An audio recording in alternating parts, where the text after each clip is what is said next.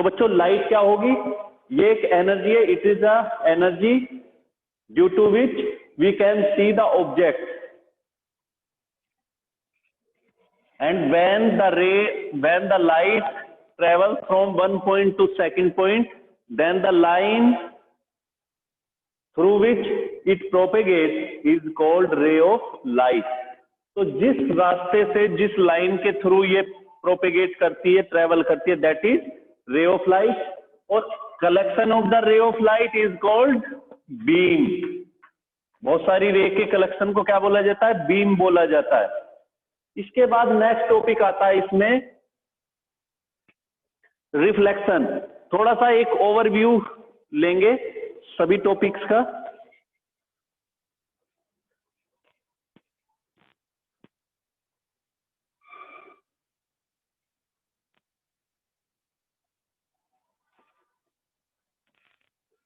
तो किस तरह से, सपोज हमारे पास एक सरफेस है, यहां से एक रे को इंसिडेंट करते हैं.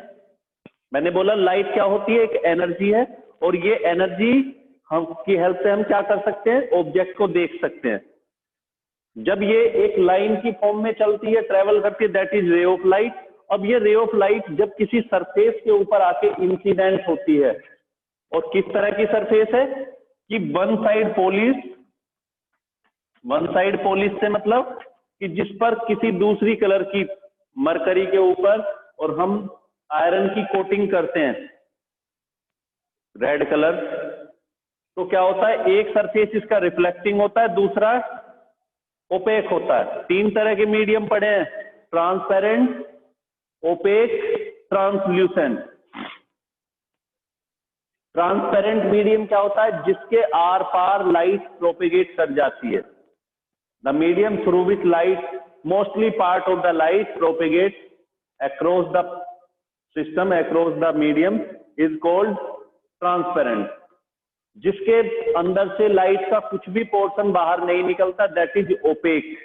और जिसमें बहुत कम माइनर पार्ट निकल पाता, दैट इज ट्रांसल्यूसेंट. जैसे तुमने देखा होगा, तुमने बचपन में बहुत सारी फिगर बनाई है, तो कुछ फिगर मुश्किल होती थी, तो याद करो आप क्या करते थे, पेपर को फिगर के ऊपर रखते थे और उस डायग्राम को, उस फिगर को ट्रेस कर लेते थे उसके ऊपर, और उसको फिर बाद में जहां पे प्रिंट करना होता था वहां पे फिर से पेंसिल को चला के उसके ऊपर और बना लेते थे. तो आपने देखा होगा उस पेपर के अंदर से भी कुछ पोर्शन लाइट का दिखाई देता है. अगर दिखाई देता है तो इसका मतलब क्या है, लाइट उसके अंदर से बाहर आ रही. आप पेपर को कई बार, कॉपी के पेपर को लाइट की तरफ उठा के देखते हो, तो देखते हो लाइट का कुछ पार्ट उसके अंदर से निकल के आता है. तो उस टाइम पे वो पोर्शन, वो मीडियम या वो पेपर क्या होता है, ट्रांसलूसेंट. मैंने बोला ट्रांसपेरेंट.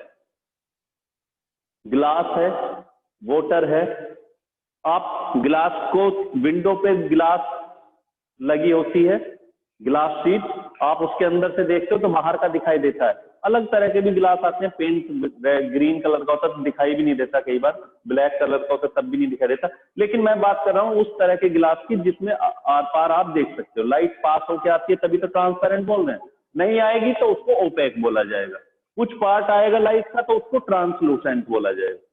3 तरह के मीडियम. तो हमने क्या किया, एक ग्लास शीट लिया, उसके वन साइड को पॉलिश किया, एक साइड को इसी तरह से रहने देते हैं. तो हम क्या देखते हैं, लाइट इसके ऊपर इंसिडेंट करते हैं और ये वापस उसी मीडियम में रिटर्न बैक करती है, लौट जाती है.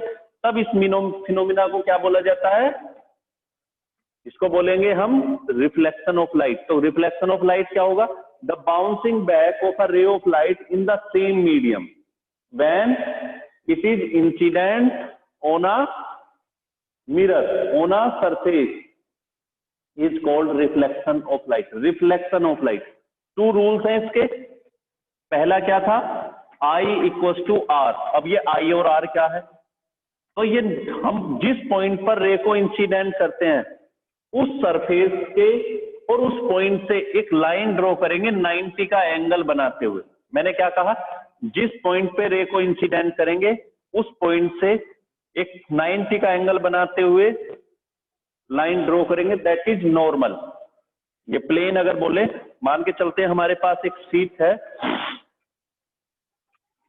और इस पर मैंने क्या किया, ये इस तरह से सरफेस, और इस पर 90 का एंगल बनाते हुए एक प्लेन, सामने से प्लेन दिखाई देता है, लेकिन अगर इसको इस तरह से मैं रोटेट करा देता हूं, देखो पूरा का पूरा पोर्शन दिखाई देता है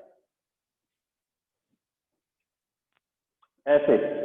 तो अभी ये प्लेन दिखाई देता है, जैसे यही पेपर है पूरा प्लेन दिखाई देता है, लेकिन अगर ऐसे कर देते हैं तो आपको केवल इसकी, ये प्लेन नहीं दिखाई देता, बल्कि क्या दिखाई देता है, केवल एक लाइन दिखाई देती है ना, एक लाइन फॉर्म में दिखाई देता है, जैसे ये दे रहा है, सामने से देखते हो तो पूरा सरफेस ये लाइन फॉर्म में। तो उसी तरह से अभी हमने ड्रॉ किया इस तरह से एक प्लेन को, और ये क्या दिखाई देती है, एक लाइन फॉर्म में दिखाई देती है। तो यहाँ पे the angle between the incident ray and the normal is called angle of incidence, और ये जो एंगल होगा, the angle the other side of the normal which is made by the normal and the reflected ray। Reflected कौन सी होती है, जो incident होने के बाद वापस उसी मीडियम में रिटर्न करती है, that is angle of reflection. तो दोनों इक्वल होते हैं, याद रखो किसी भी तरह का रिफ्लेक्शन होगा हमेशा आई और आर इक्वल रहते हैं। दो तरह के रिफ्लेक्शन होते हैं, रेगुलर, इरेगुलर। रेगुलर में क्या होता है, तो रिफ्लेक्शन समझ आ गया, दो रूल है इसके, first angle of incident equal to angle of reflection, और दूसरा rule incident ray, reflected ray and the normal all lie in the same plane. दोनों के दोनों रूल पढ़े हैं 10th में बड़े अच्छे से। और दो तरह के रिफ्लेक्शन होते हैं, पहला रेगुलर, पहला रूल रेगुलर, दूसरा इरेगुलर। इरेगुलर और रेगुलर में क्या डिफरेंस है, रेगुलर रिफ्लेक्शन में क्या होता है बच्चों, जब हम रे को एक बीम की फॉर्म में इंसिडेंट कराते हैं, देखो सबकी सब बीम की फॉर्म में, बीम से मतलब एक कलेक्शन है रेज का, और सबकी सब रे कैसी है, पैरेलल टू ईच अदर, इस तरह से। तो रिफ्लेक्शन के बाद भी बच्चों ये पैरेलल ही रहती हैं, रिफ्लेक्शन के बाद भी सबकी सब कैसी रहेंगी, पैरेलल। तो इस तरह के रिफ्लेक्शन को जिसमें बीम आती है, बीम से मतलब क्या है, बीम किसको बोलोगे, कलेक्शन ऑफ रेज। तो सबकी सब रेज पैरेलल आएंगी और रिफ्लेक्ट होने के बाद ही पैरेलल रहती हैं। That this type of reflection is called regular reflection. और जिसमें हमारा सरफेस इरेगुलर होता है, इस तरह से पैरेलल आती हैं, लेकिन रिफ्लेक्शन के बाद they do not remain parallel. Before reflection तो पैरेलल है, लेकिन रिफ्लेक्शन के बाद में पैरेलल नहीं होंगी, इस तरह से। अब देखो ये इंसिडेंट किया, ये भी किया, सबकी सब इस सरफेस पे आती हैं। अब क्या होगा, यहां पे देखो, यहां हमने नॉर्मल ड्रॉ करते हैं, ये नॉर्मल, ये नॉर्मल, ये नॉर्मल। तो जितना आई है सेम आर रहेगा, आई आर सेम। लेकिन यहां क्या होगा, यहां नॉर्मल ये वाला होगा बच्चों, जिस पॉइंट पे आके इंसिडेंट हुआ नॉर्मल ये, तो ये हमारा आई होगा, तो दूसरी साइड क्या होगा, इतना ही एंगल बनाते हुए आर, ये तो उधर लौट जाती है। दूसरी बार हमने क्या किया, यहां से ये नॉर्मल, तो ये इधर चली जाएगी, यहां पे ये वाला लेते हैं, यहां ये ऐसे चली जाती है, और यहां भी लेते हैं, यहां भी ये ऐसे चली। तो देखो सबकी सब रिफ्लेक्शन के बाद पैरेलल नहीं रहती। अब जरा एक चीज सोचो, यहां जितनी एनर्जी आती थी लगभग सारी एनर्जी एक ही डायरेक्शन में मूव करती है। रिफ्लेक्शन के पहले जितनी एनर्जी आई थी सारी एक ही डायरेक्शन में जाती है, लेकिन यहां पर जितनी एनर्जी आती है वो सारी रिफ्लेक्शन के बाद केवल पर्टिकुलर डायरेक्शन में नहीं जाती, जिसकी वजह से क्या होता है, इंटेंसिटी कम हो जाती है। इंटेंसिटी कम होते ही क्या होगा, आपको वो इमेज नहीं दिखाई देगी। भाई हम मिरर में अपना चेहरा देख लेते हैं, क्यों, क्योंकि वहां पे रेगुलर रिफ्लेक्शन होता है। रेगुलर क्यों होता है, क्योंकि उसका सरफेस इतना स्मूथ होता है, इतना साफ होता है, इतना स्मूथ होता है कि उसके सरफेस में इरेगुलरिटी नहीं होती। भाई दीवार में हमें अपना चेहरा नहीं दिखाई देता, टेबल की सरफेस पे हमें अपना फेस नहीं दिखाई देता, लेकिन अगर हम टाइल, घर में देखा होगा, घर के अंदर टाइल्स बिछी होती है तो उसमें कई बार ऐसा लगता है जैसे हल्का सा चेहरा दिखाई देता है। बोर्ड ये ग्रीन कलर का है, अगर हम व्हाइट बोर्ड लगा दें उसमें भी चेहरा नहीं दिखाई देता, लेकिन अगर लेयर बहुत स्मूथ हो जाती है, बहुत ज्यादा स्मूथ, जैसे मैंने बोला मार्बल या घर की फ्लोर होती है, फर्श बहुत ज्यादा स्मूथ है, तो कई बार इमेज हल्की सी दिखाई देने लगती है। तो क्या होता है, इसमें भी ध्यान से अगर देखा जाए माइक्रोस्कोप से, तो इसमें छोटे छोटे गड्ढे टाइप दिखाई देंगे, जिसको हम इरेगुलरिटी बोलते हैं। तो इरेगुलरिटी होने से सरफेस की नेचर कैसी हो गई, इस तरह से, इस तरह स्मूथ नहीं होगी। यहाँ पे सरफेस पूरी तरह से स्मूथ है, लेकिन इस बोर्ड में मुझे अपना चेहरा नहीं दिखाई देता, हाँ हल्की सी परछाई दिखाई देती है। तो क्यों? क्योंकि यहाँ पे जितनी मेरे फेस के ऊपर लाइट आके इंसिडेंट होती है विंडो से, डोर से, और वो वापस इसके ऊपर जाएगी और फिर मेरी आईज में एंटर करेगी। भाई आप मिरर में देखते हो अपना चेहरा, तो मिरर में भी क्यों दिखाई देता है? आपकी बॉडी पे लाइट आती है, मिरर में ध्यान दिया होगा अगर आपने ठीक से, तो आपको मिरर में तब चेहरा दिखाई देता है जब आपकी बॉडी लाइट पे, आपकी बॉडी के ऊपर आके गिरती होगी। आप मान के चलो लाइट इधर है और आपका चेहरा इधर घूमने के बाद आप मिरर लेके ऐसे खड़े होते हो। मेरी बात समझो जरा, मान के चलते हैं लाइट पीछे है, रात को आप चेहरा देखते हो रूम के अंदर, और इस तरह से देखते हो कि पीछे आपके ट्यूबलाइट है, CFL है, कुछ भी है, LED है, और मिरर के ऊपर लाइट उसकी आती है और आपका चेहरा इस तरह से देखते हो, तो इतना क्लियर नहीं दिखाई देगा। क्यों? क्लियर थोड़ा सा जब दिखाई देगा, उसका रीजन ये, लाइट आएगी मिरर से आपके चेहरे पे जाएगी, वापस इधर आएगी, क्योंकि रिफ्लेक्शन कई बार होता है, रिपीटेशन होता है।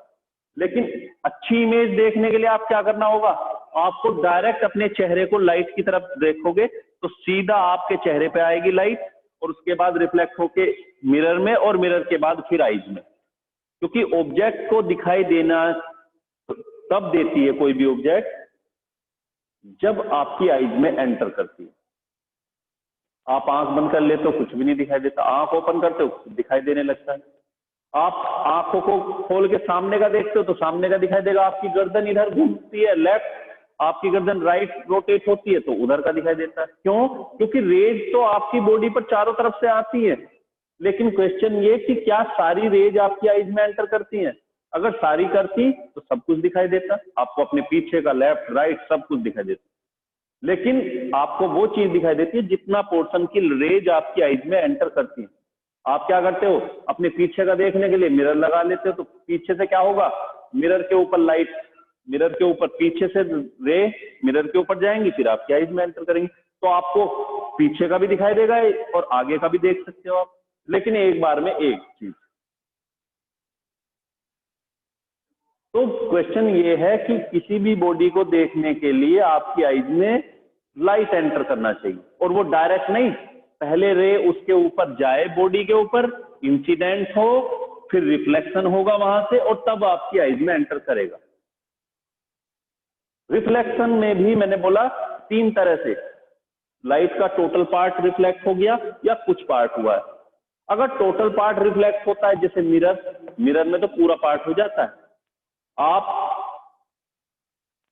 मिरर को सन की तरफ कर लेते हो तो सनलाइट मिरर के ऊपर जाती है, और आप जब देखते हो ग्लेयर दिखाई देता है, ग्लेयर चोंद उसकी, आप नहीं देख पाते हो अपना चेहरा मिरर में। कब? अगर सनलाइट उसके ऊपर आके इंसिडेंट होती है, चोंद आती है, बहुत ज्यादा लाइट वो थ्रो करता है, रिफ्लेक्ट करता है। लेकिन अगर आप किसी दीवार को देखते हो और उस दीवार के ऊपर सनलाइट डायरेक्ट आती है, तब आपको उतना ग्लेयर नहीं महसूस फील होता। क्यों? क्योंकि दीवार क्या करती है, उन सभी रेज को सभी डायरेक्शन में थ्रो करती है। मिरर के ऊपर रेगुलर रिफ्लेक्शन होता है, लेकिन वॉल के ऊपर इरेगुलर होता है। एग्जांपल यहां देख चुके। तो समझ आ गया रिफ्लेक्शन में क्या क्या होता है। लो क्या है, आई आर इक्वल रहते हैं, इंसिडेंट, रिफ्लेक्टेड और नॉर्मल तीनों एक प्लेन में होते हैं। दो तरह का होता है, रेगुलर और इरेगुलर।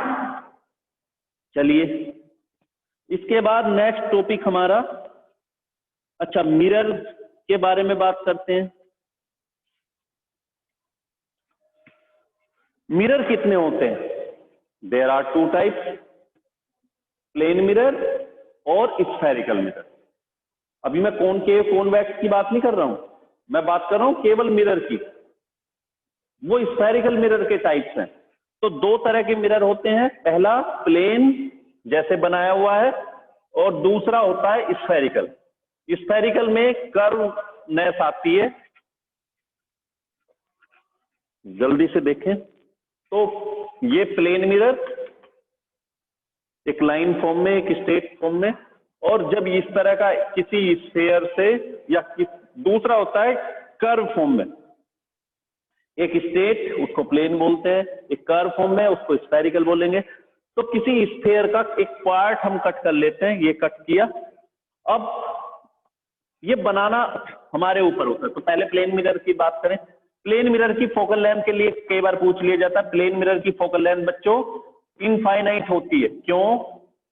याद होगा तुम्हें, फोकल लेंथ होती क्या है, क्यों होती है इनफाइनाइट? तो आपने पढ़ा था कि मिरर के ऊपर रे जब इंफिनिटी से आती है तो ये रिफ्लेक्शन के बाद कोई भी रे, ये हमारा इसका पोल, अभी डिस्कस करूंगा इसको, तो जिस पॉइंट से पास होगी रिफ्लेक्शन के बाद, इंफिनिटी से आने वाली, याद रखो इंफिनिटी से आने वाली रे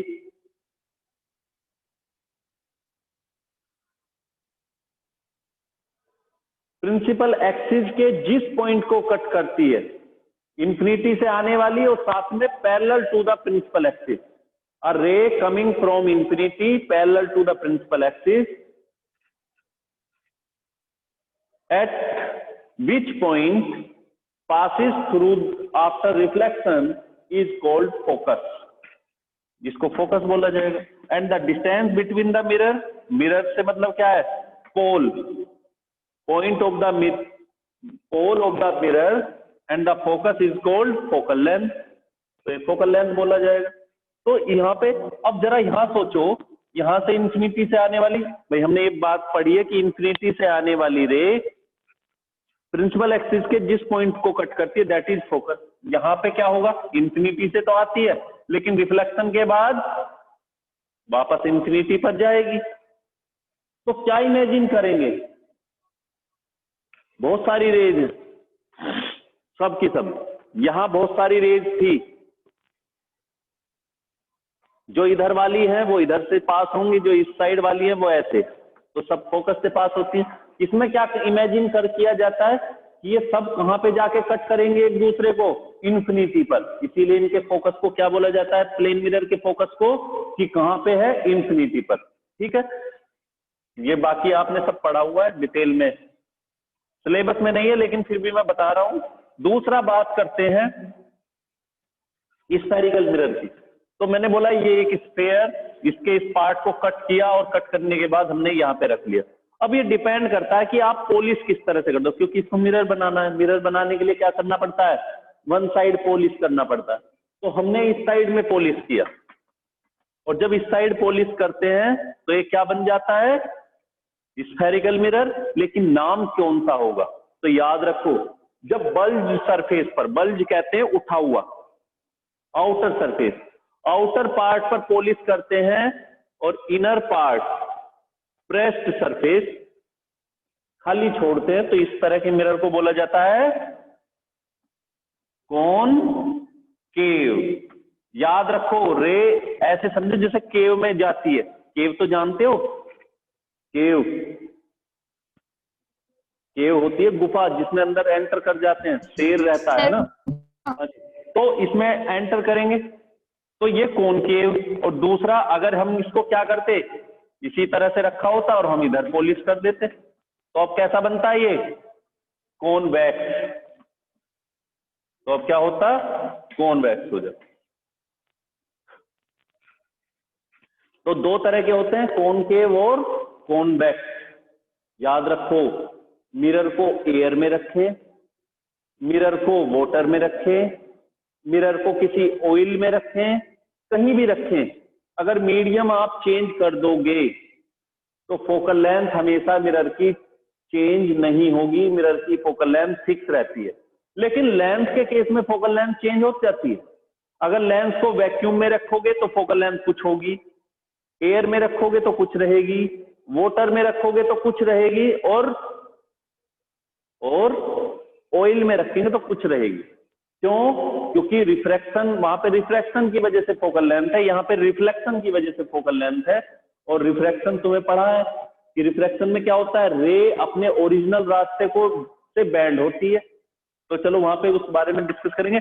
तो दो तरह के हैं, कॉनकेव और कॉन्वेक्स। इनके और भी एक एक नाम है, और वो क्या नाम है, वो इनकी नेचर की वजह से हमने रखा हुआ है।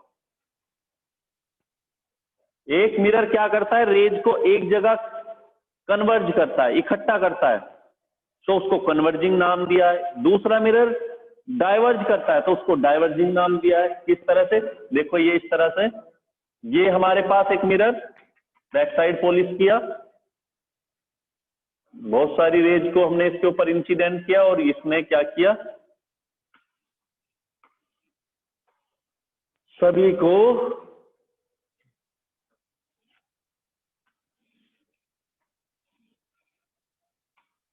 इस तरह से एक पॉइंट पे इकट्ठा करता है। तो है कौन सा वैसे, कॉनकेव।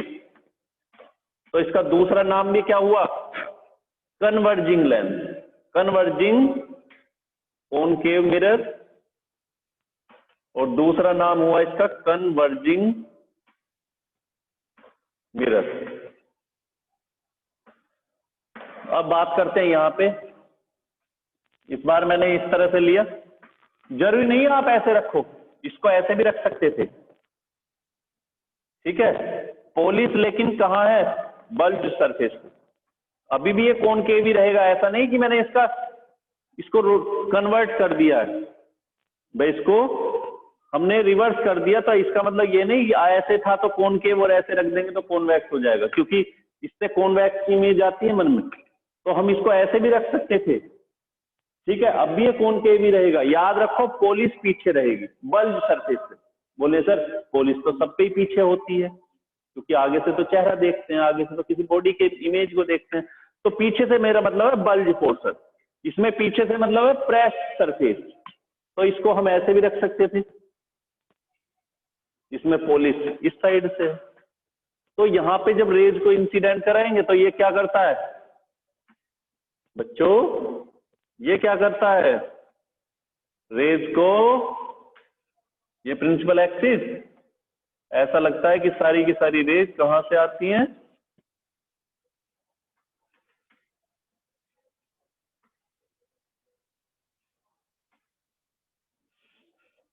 ऐसा लगता है कि सबकी सब रेज कहां से आती हैं, we appear all rays come from the focus। तो ऐसा यहाँ पे डाइवर्ज होती है, डाइवर्ज कहते हैं फैलना, तो इसका डाइवर्जिंग नाम दिया है। इसमें इकट्ठा होती है तो इसको कन्वर्जिंग नाम दिया। वैसे इसको बोलते कौन सा मिरर है, convex.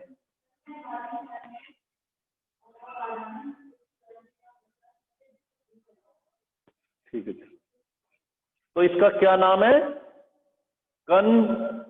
Convex mirror, convex mirror. और दूसरा क्या नाम बोलेंगे, डाइवर्जिंग मिरर, डाइवर्जिंग मिरर, ठीक है। कन्वर्जिंग और ये डाइवर्जिंग, तो इस तरह से नाम याद रखना।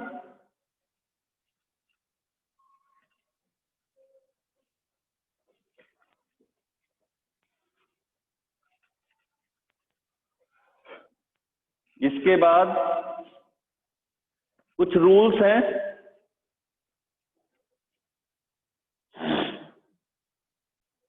इसके बाद कन्वर्जिंग डाइवर्जिंग हो गया। अच्छा, रूल किस तरह से, तो वो सारे याद होंगे। ये हमारे पास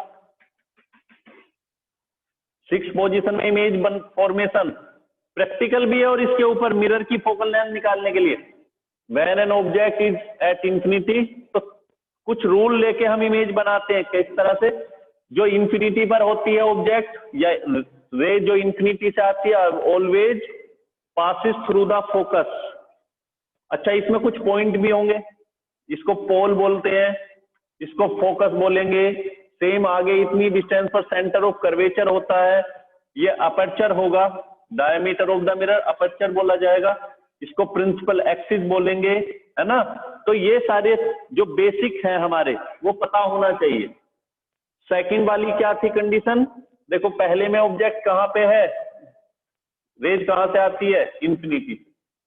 तो दूसरा रूल क्या था कि जो फोकस से जाने वाली है after reflection becomes parallel. Second, तीसरा रूल क्या होगा, देखो पहले में इंफिनिटी से आने वाली पास किससे होती है, फोकस से। सेकंड में ray passes through the focus after reflection becomes parallel. और थर्ड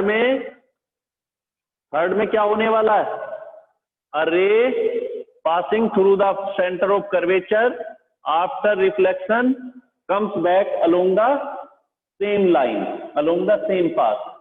इसी तरह से ये सी और यहां पे एफ ये होने वाला है। और फोर्थ में a ray of light going towards the pole after reflection makes the same angle opposite side of the principal axis to the incident angle. ये रूल आपने पढ़ा है कि जितना आई था उतना ही ये आर रहेगा। तो इस 4 रूल लेके हमें इमेज फॉर्मेशन बनाते हैं 6 पोजीशन में। वो किस तरह से, जल्दी से स्क्रीनशॉट ले लो। 6 पोजीशन में इमेज को बनाएंगे अभी, जल्दी से, जल्दी करो बच्चों।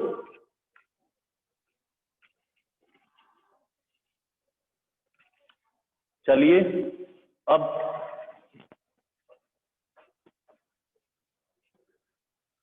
किस तरह से होगा, देखो फर्स्ट 6 पोजीशन में इमेज बनती है। पहला, when an object is at infinity, infinity पर होगी तो क्या होगा, इमेज कैसी कहां पे बनती है, image will form at focus, focus पे बनती है ऑब्जेक्ट कहां पे, इंफिनिटी। और बनेगी कैसी, इन्वर्टेड रियल, पोजीशन कहां पे है, फोकस पर, कैसी होगी, इन्वर्टेड, और नेचर कैसी होगी, रियल होगी, रियल होगी।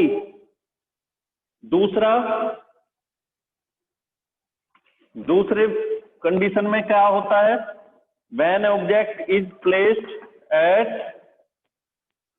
Beyond the centre of curvature, जब सेंटर ऑफ कर्वेचर से थोड़ा आगे होती है, मींस इंफिनिटी और सेंटर ऑफ कर्वेचर के बीच में है, तो यहां से क्या होने वाला है, पहला रूल वही कि पैरेलल आती है तो फोकस से पास होगी।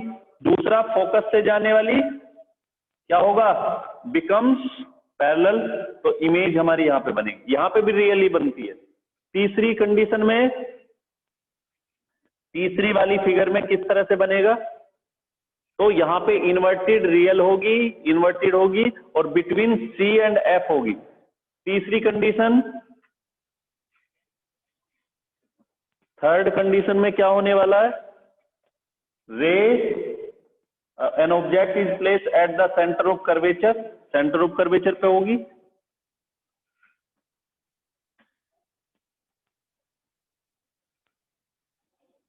और कहां पे बनती है, इमेज भी कहां पे बनती है, वापस सी पर ही बनेगी, ऑब्जेक्ट भी सी पर है और इमेज भी सी पर बनती है।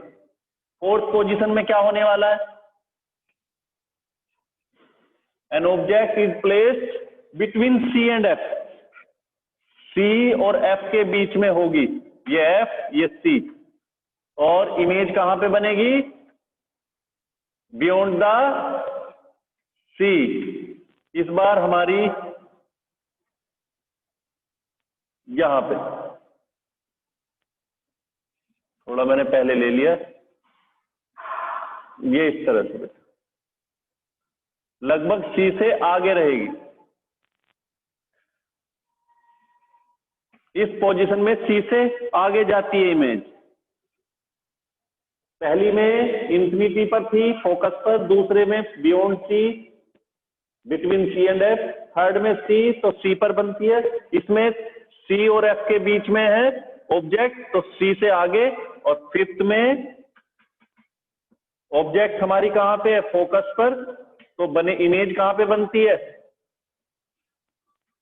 कहां पे बनेगी बच्चों, इंफिनिटी पर। दोनों रे पैरेलल रहती हैं। और सिक्स्थ पोजीशन में कहां पे बनने वाली है, इसमें इंफिनिटी पर बनती है। सारी नेचर एक ही है, बस पोजीशन देख लो। और सिक्स्थ में बिहाइंड द मिरर बनती है। कैसे बनती है, ये एफ और ऑब्जेक्ट हमारी यहां पे फोकस से पास होगी, दूसरी सी यहां पे, ये इस तरह से जाती है और लौट के वापस यहां से, दोनों के बीच गैप बढ़ता है और ये पीछे जाके इस तरह से यहां पे हमारी वर्चुअल इमेज बनती है। इरेक्ट होगी, वर्चुअल होगी। वर्चुअल इमेज हमेशा इरेक्ट होती है, जो इरेक्ट होती है, याद रखना वर्चुअल और इरेक्ट वर्ड दोनों एक साथ आते हैं, रियल और इन्वर्टेड एक साथ आते हैं। तो इस तरह से हमारी इमेज हमें मिलती है सिक्स पोजीशन में, तो ये याद रखना।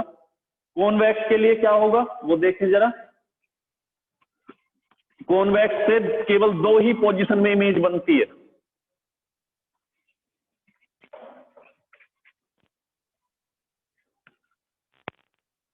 किस तरह से, पहला ये वाला, ये कॉन्वेक्स इंफिनिटी से आने वाली क्या होगा, डाइवर्ज करता है, तो ऐसा लगता है जैसे यहां से आती है। तो कहां पे बनती है, फोकस पर। दूसरी कंडीशन में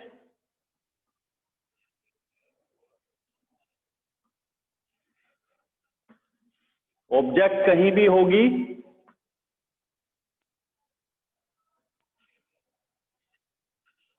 ये फोकस, ये सेंटर ऑफ कर्वेचर, एक और रे जो सेंटर ऑफ कर्वेचर की तरफ जाती है, वापस उसी रास्ते से रिफ्लेक्ट हो जाएगी, तो ये यहां पे बनती। अब देखो पहली पोजीशन में फोकस पर है, इसके कब, जब इंफिनिटी का मतलब कहीं लास्ट, उसके बाद इंफिनिटी और मिरर के बीच ऑब्जेक्ट कहीं भी होगी, हमेशा कहां पे बनेगी, देखो पहले जब इंफिनिटी पर थी तो फोकस पर थी, अब इंफिनिटी से थोड़ा आगे है, मिरर और इंफिनिटी के बीच, तो हमेशा इमेज कहां पे बनती है, फोकस और मिरर के बीच में। बिहाइंड द मिरर बनेगी हर पोजीशन के अंदर, लेकिन बिटवीन फोकस एंड मिरर। बस एक पोजीशन याद रखना, when the object is at infinity image will form at focus, and when the object